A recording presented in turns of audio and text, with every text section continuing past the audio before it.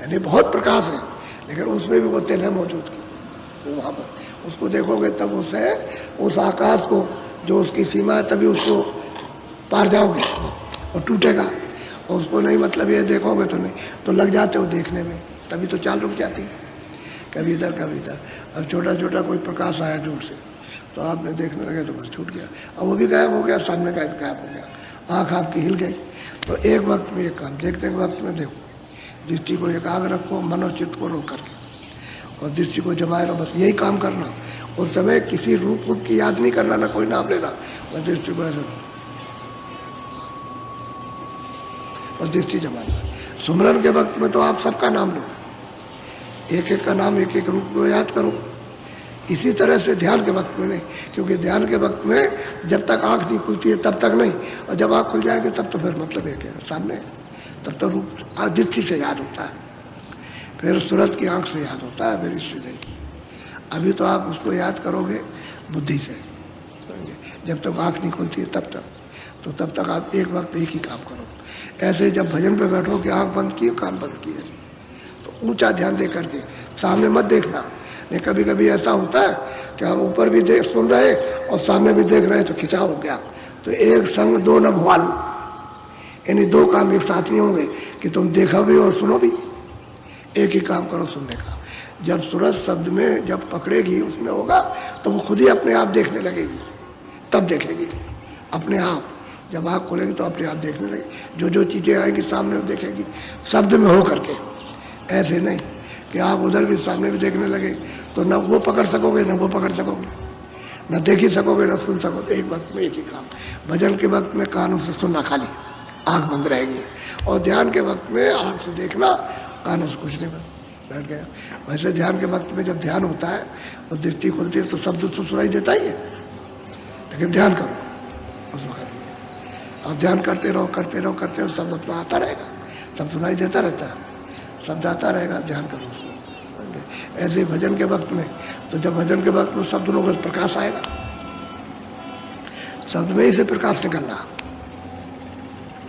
उसमें से प्रकाश आएगा, तो जो शब्द में से प्रकाश आता वो, और उसको अगर छोड़ दोगे तो फिर ध्यान टूट जाएगा, फिर मतलब ये भी छूट जाएगा। एक वक्त में एक ही काम, जब गहरा अंदर चाल हो जाती है तब तो दोनों काम एक साथ होते हैं, देखने का भी देखो और सुनने का भी, वो शब्द में होकर के होता है, ऐसे नहीं। तो वही बार बार आपको समझाते हैं।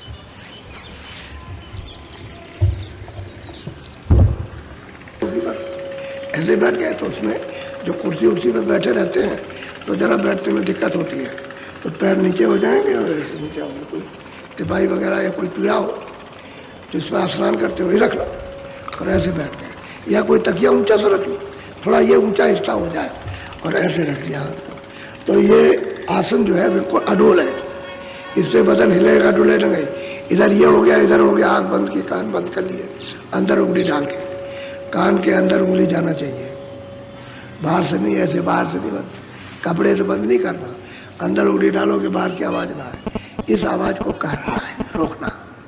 ये आवाज़ जब कटेगी और अंदर की जब आप कानों करोगे तो वो आवाज़ आने लगेगी, ये बाधा नहीं पहुँचाए।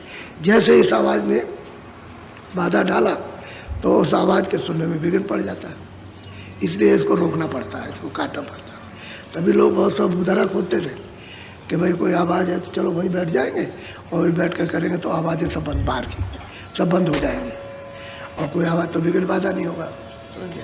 अब ये मुद्रा कौन खुद है, अरे भाई मतलब जैसा मौका पड़े वैसे ही सुविधा कर दी कि भाई ठीक है तुम कानों को ठीक से बंद करो और इधर से ध्यान हटा लो, जब उधर की आवाज़ आने लगे तो फिर ये कितना भी आवाज़ आए आपका कुछ नहीं करती, ऐसे ही बैठे रहो सुनते रहो, ये आवाज़ सुनाई नहीं देगी।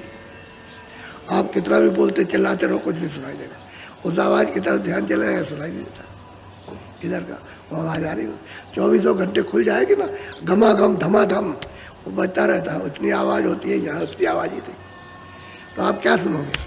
तब फिर बहुत इधर को ध्यान लगा करके सुनोगे तब समझ में आता है। तो वो तो खैर आपका जब बनने लगेगा अभ्यास, अब जिन लोगों का बनने लगा उनको ऐसा ही होता, तो उनको कहते हैं बहरा हो गया। जब वो जोर से कहते हैं अरे भाई जोर से बोलो, तो उसको कहेंगे अरे तू बहरा हो गया, तुझे अब सुनाई नहीं देता। असली बात ये नहीं, अब वो भेद वाली क्यों बात बताए, ऐसे बैठ गए। अब इसमें घंटे भर भी बैठे रहो, कोई तकलीफ नहीं।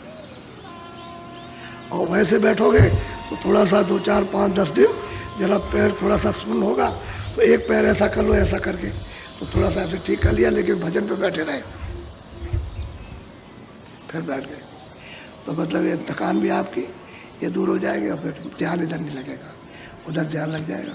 हर तरह की कोशिश कर लेना चाहिए बैठ के। ये भी अच्छा, चारपाई पे बैठ गए उस पर अच्छा, कुर्सी पे बैठ गए तो एक तकिया रख लो, तो कुर्सी पे भी कर सकते हो, चारपाई भी कर सकते हो, क्योंकि आपको ध्यान इससे ऊपर करना है, नीचे का कुछ है ही नहीं है।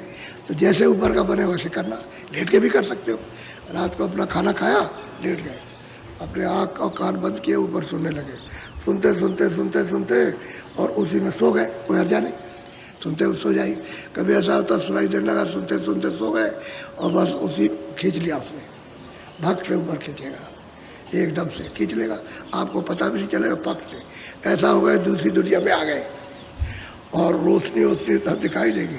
जब इधर कहोगे क्या अरे क्या सवेरा हो गया, क्या सूरज निकल आया, जब बाहर देखोगे तो अर्धरात्रि है, आधी रात, तब आप चकाचौंध होगे कि भाई मैं कहाँ चला गया था। ऐसा होता है, खिंचाव हो जाता है, जब करते रहोगे तो खिंचाव हो जाएगा। तो सोते में भी करो, जब तक जगते रहो तब तक करते रहो, और उसी में करते करते करते सो गए।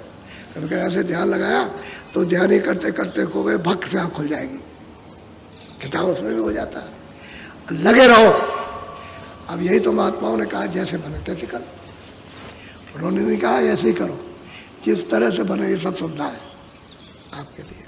अब इतने भी कर बोलो तो कुएं में गिर जाओ, सीधा कुआ उसी में जा गिर जाओ, क्योंकि आगे कोई कर्म नहीं बनेगा, उससे तो छुटकारा हो जाएगा। इसलिए महात्माओं ने कहा कुएं में गिरो, जब तुम कुछ नहीं कर सकते हो। तो कहने का यह है कि करो, उसका मतलब यही है कि कुएं में गिरने की बात नहीं है, वो तो बात की बात है, लेकिन भजन कर लो।